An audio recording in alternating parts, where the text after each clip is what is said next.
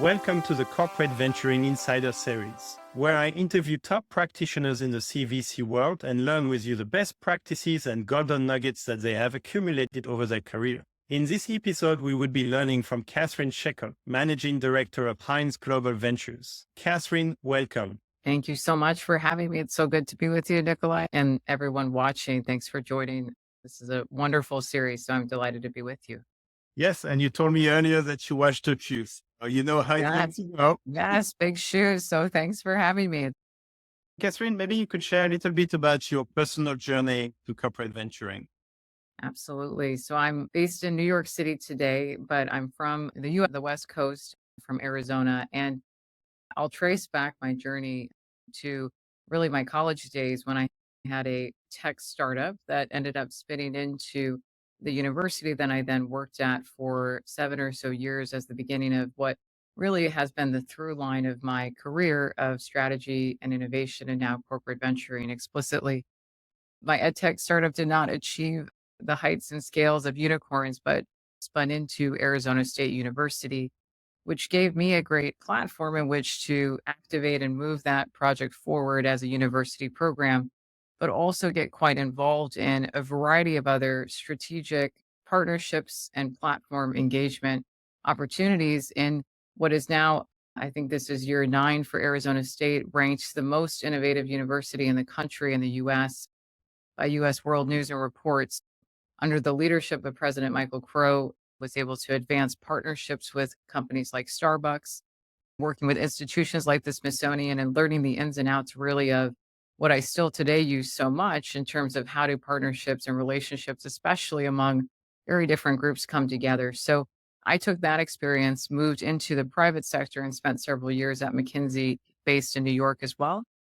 So leaving the desert into Manhattan, and I've been out here now going on 6 years and joined Hines after falling in love with the big mega problems that real estate presents as opportunities to solve. So my journey at the firm has been in our investment management team, helping co-design and lead and launch a new approach for how we take many of our strategies now in investment management forward.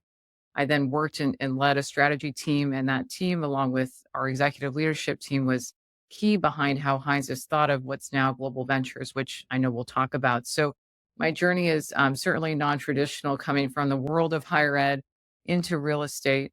My background by discipline is as a molecular biologist and pianist, and I have a master's in public policy. So certainly not intuitive. How did I get over into investing? But really on ground learning, working on real deals, real problems, and building real teams has been how I've gotten to where I'm at today, as well as the faith and support from certainly the Hines firm to allow me to serve in this role for our global platform, which I'll tell you more about.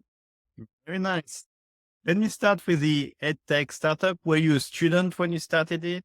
I was, yeah. So I was a student in a student-based accelerator called the Edson Student Entrepreneur Initiative. So along with my co-founders, we launched at the time, the rise of massive open online courseware was huge, from edX to Coursera to many others, some that still exist, some that don't. As scientists, my co-founders and I, we were really interested in what is the equivalent of learning online, but not just learning, but actually doing and practical applied research at scales, harnessing the power of the massive open side of crowdsourced individuals with some latent time and some extra pairs of hands and interests to do applied research. How do you match up communities really in a marketplace of people with problems to solve, where a novice could actually engage and actually, through the power of more, create positive research outcomes? It was a bit of a complex idea. Our acronym adjustment of MOOCs was more, massive open online research. Doesn't really roll off the tongue, but our venture was called Quanta and became Spark as I rolled into the university and learned a lot when we were having our proof of validation pilots, again, all staying local in the Southwest, but targeting secondary students that really have a desire and sometimes a need, especially for some real practical training outside of their classroom, and matching them with scientists that had real problems that needed solving. And again, could be structured in a way that let people engage in this online format. So early days, but very glad about the outcome in hindsight. At the time, every setback is always a learning moment. And in the moment, you can't always see the learnings. What I'm sensing is a sense of conviction and passion for the project. And what I'm also hearing is that you didn't let it die. You actually morphed it into a university project, which I believe is still ongoing. It's transformed a lot. So I think A and B don't look at the same, but it seeded what became a few different programs and projects within what at ASU is called the Office of Knowledge Enterprise, where it really is the top level research officer looking after research advancement for the university writ large. So in some form, it's alive. Very nice. Let's move to Heinz. Maybe you could introduce the company, but also why you joined and your role when you were in the strategic team. Absolutely, sure. I've been privileged to be with Hines now for a little over 4 years. I formally joined in 2019 in the summer. Hines, for those that don't know, we are a global real estate company. We're privately held and family owned. Hines has been in existence just over 66 years. Our founder, Gerald Hines, really set the company's vision and ethos in motion many years ago. We're globally headquartered in Houston, Texas. And the company today has grown across the globe to nearly 400 cities in 30 countries. We have an AUM where we are a fiduciary close to 100 billion of assets, and we manage third-party assets as well for others where we don't have a fiduciary interest. Our platform size, scope, and scale is quite large. Our focus historically has been and continues to be on real estate as the asset class that we are really focused on from, again, all seats that matter in real estate. We are a developer and owner, operator, manager of space. We're an investor through our investment management platform and one-off investments from our regional teams. And then in terms of the services side, we're very focused on client experience and strategy with a whole dedicated team around this, really thinking about what do our tenants need once they're in our spaces, whether it's office, residential, logistics, retail, or mixed use. And so we play across the entire value chain of asset types.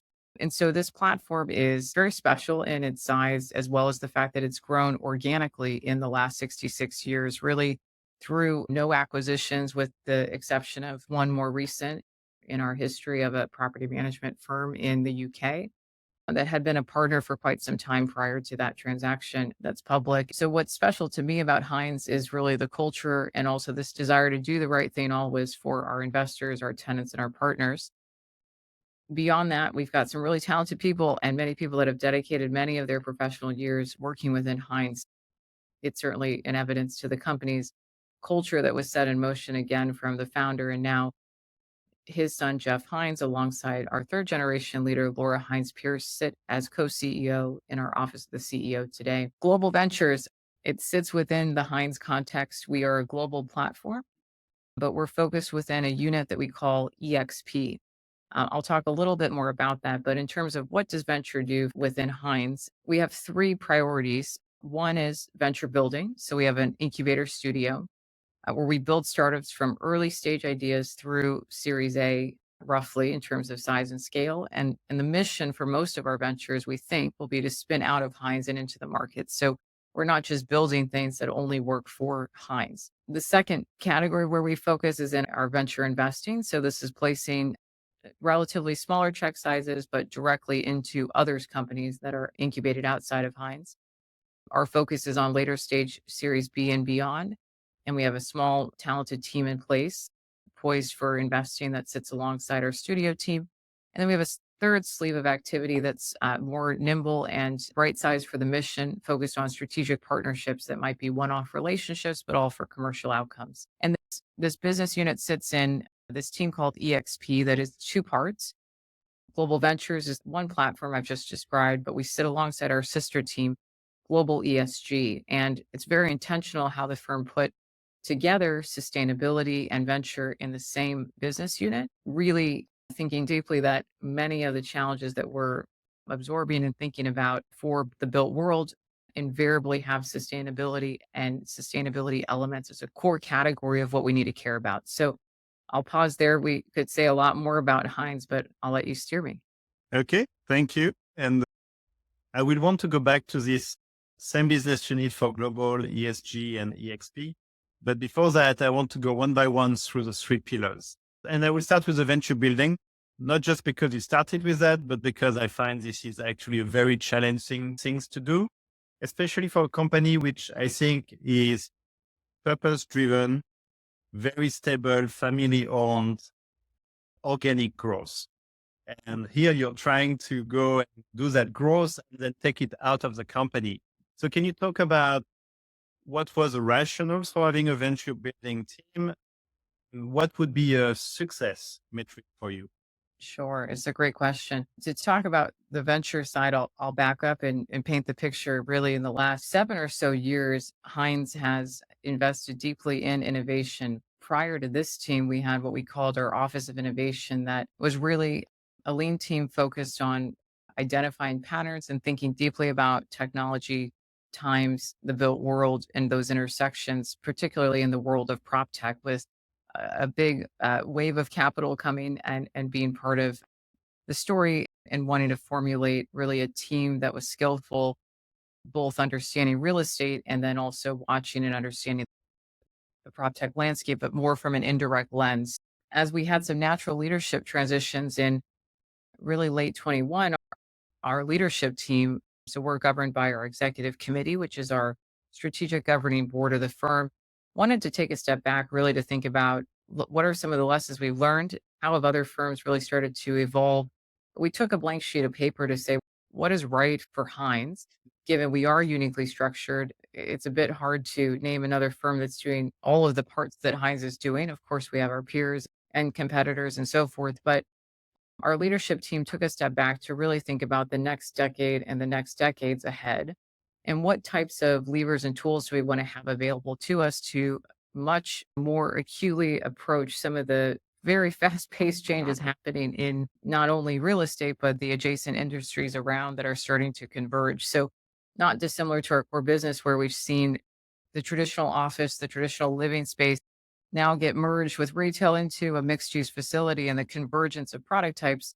We too think whether it's technology, consumer trends, financial sector, there's a lot of intersecting vectors, as we sometimes call it, that come through real estate, and real estate really sits at the center of those. So, to your question of what was the purpose and why, what was Heinz thinking when we built the capacity for a venture studio, it was really the conviction that leveraging our superpowers and having a muscle that lets us respond by, again, venture building and an incubator model is critical, because Heinz is really sitting on the middle of those customer insights and knowledge that only a firm like Heinz can gather.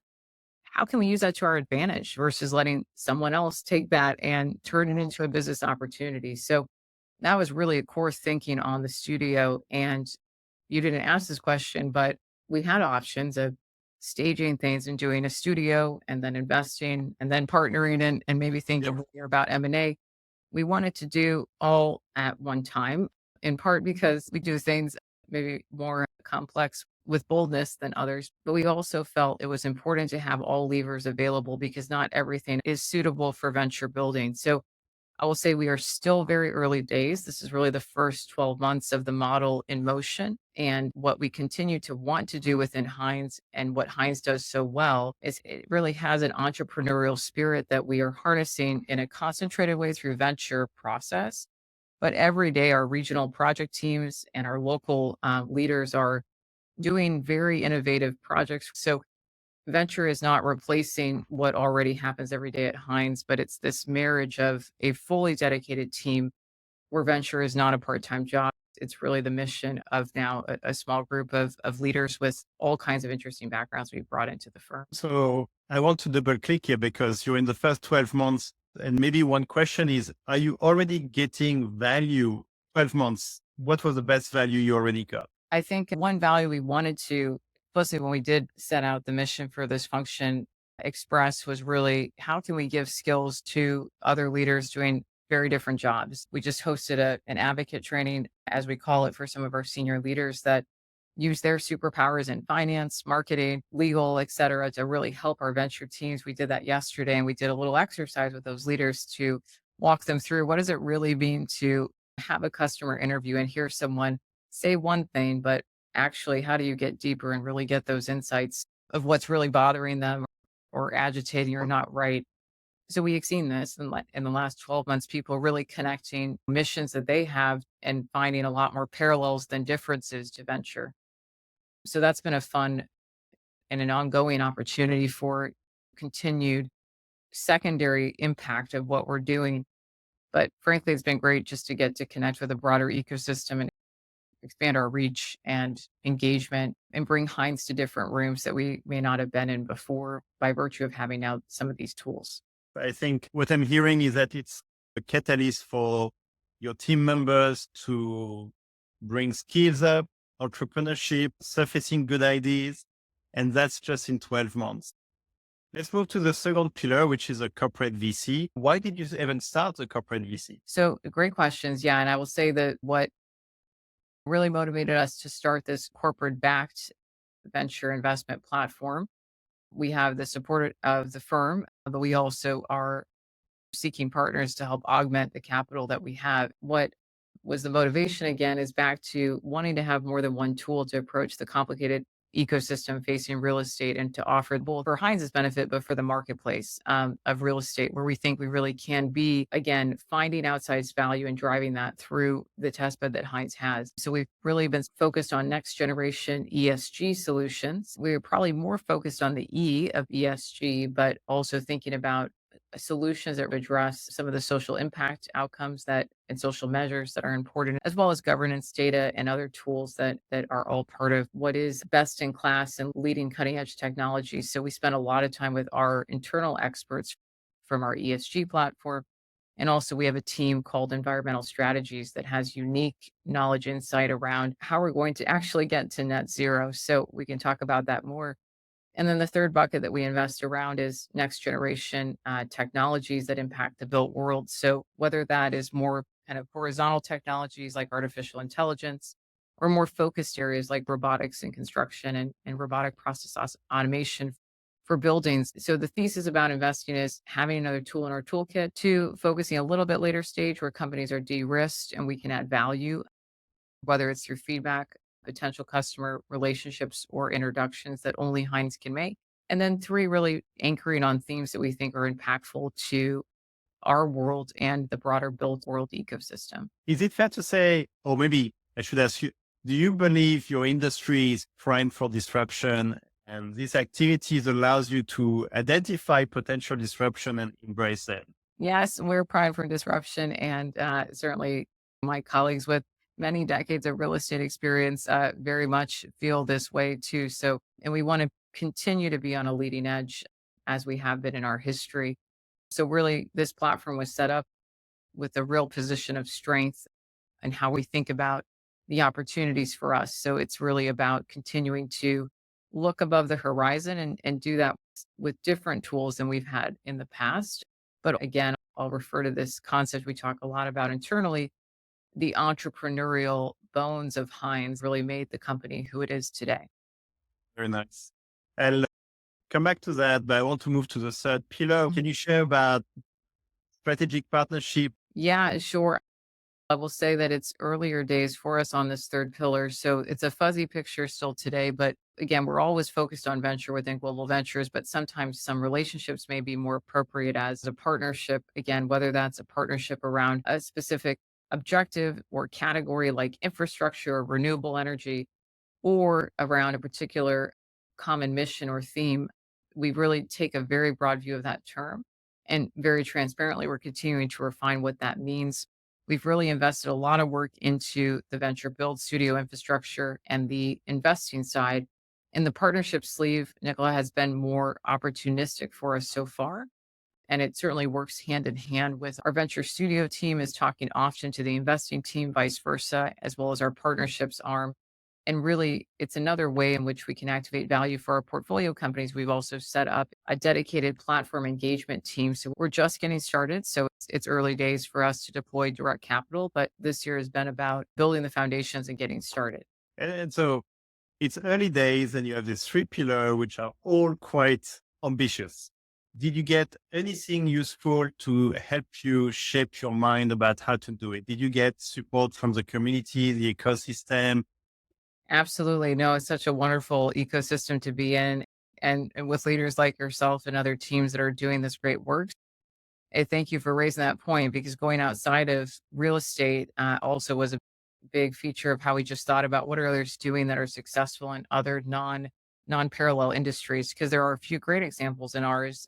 They're all different flavors, and we know all of those leaders and find them to be great collaborators as well. But we wanted to, yeah, certainly be in the right ecosystem, and the GCV community is really unparalleled. I have not seen another group like it that's really activating corporate based venture. It's a really great group that we continue to be deeply a part of. For sure. Now let's talk about something which I know you care. You mentioned it earlier, and I'm sure Heinz cares a lot. Net zero. What's your approach in terms of your three pillars to move forward and maybe pull in on net zero? Sure. Within the venture building side, we do have one venture that is specifically working on building a carbon marketplace to match solution providers to asset managers in need of solutions to help decarbonize their assets. This team is called Sequel, spelled with a C for carbon and QUEL, playing a bit on words. That team is launching and piloting in the UK to start as a go to market strategy. And while again, what we build or what we invest in doesn't have to relate to everything we're doing in the core business, Heinz Mhm. does be a champion at minimum of what we do. And so our net zero strategy is set and directed ultimately by our leadership team of the firm. Heinz has a operational carbon target goal to reach net zero by 2040, which is quite ambitious when you think about the global span of Heinz's portfolio from Asia to Europe to the Americas. It's for all of our product types and properties, not just newer assets or a subset. So we want it to be very precise, follow science-based targets. And so if I think about from the venture building side, solutions that are helping mitigate, reduce, or accelerate the pathway to net zero for others, SQL certainly is hitting in that sweet spot and drawing a lot of inspiration from our subject matter experts. One example there in venture building, and I think this is an ongoing series of ventures that we have yet to build. From the investment thesis side, it really is about what are our strategies for the platform of Heinz and how do we use those to inform theses of where might we invest for solutions that really we do think can move the needles. For example, Heinz is focused on renewable energy or energy efficiency tools and methodologies for the core platform. So there's still a world perhaps where an investment, again, that sits adjacent or differently to our core business could make sense, but it at least allows us to focus with the benefit of, again, our knowledge matter experts. And then on the partnership side, being bespoke as it is, gives us a lot of degrees of flexibility to work with outside partners. And some of that, especially for net zero, may not sit directly in our team, but we're an we're an input to what other teams might be structuring. So that I hope answers your question. It's definitely a really good one, and there's a lot of ways that we use our strengths. And we haven't talked about the third pillar with a strategic partnership. Yeah, yeah. So on that one, so that this is the area where we may be less in the driver's seat, particularly on net zero. We may be a participant in industry groups or working groups that are thinking about, for example, common commitments or goals, but we really want to follow the lead of our central teams that are really focused on for their day jobs the net zero carbon for Heinz. There could be partnership opportunities down the road, but those are ones that I think we have yet to really uncover as we focus more on the build and the invest categories, just specifically to your question there for net zero. But no doubt there's a lot of ground that we need to cover with some mega partners. And that might be part of what we think about deeply in 24. Very nice. And my last question is going to be about what's next. And for the audience of investors who may want to work with you or Sure. entrepreneurs who are listening in, what are you most excited to invest next? Hi. Yes. Great questions. We're always looking for solutions that meet those three categories I talked about, next gen ESG, revolutionary technology, and the evolving use of physical space. I'm personally really excited about solutions that are truly addressing what does it mean to be in a space and a place in this particular year and the years ahead for whatever purpose it is that you need to be in that space for around your work life specifically, as well as your social life. And we've got a few ventures cooking and a few investment ideas floating in some of those categories, but really taking a step change look at what does it mean to have flexibility, access, and usability of space in different ways. I'm really excited about seeing the solutions that founders and other teams will be doing out in the fields. That keeps me excited. Very nice. Thank you, Catherine. I think there was a few golden nuggets along the way, and I'm really happy you shared your early days into these three pillars, which I find very ambitious to do all three, but I can see how they all fit together and they augment this tethering to the ESG group, which I think is really special. And I think also works because it reports directly to the CEO. Thank Thank you you, very much. Nicholas, for the opportunity and congratulations on all your momentum. And thanks to everyone who joined in to listen and looking forward to engaging with all of you. Thank you so much.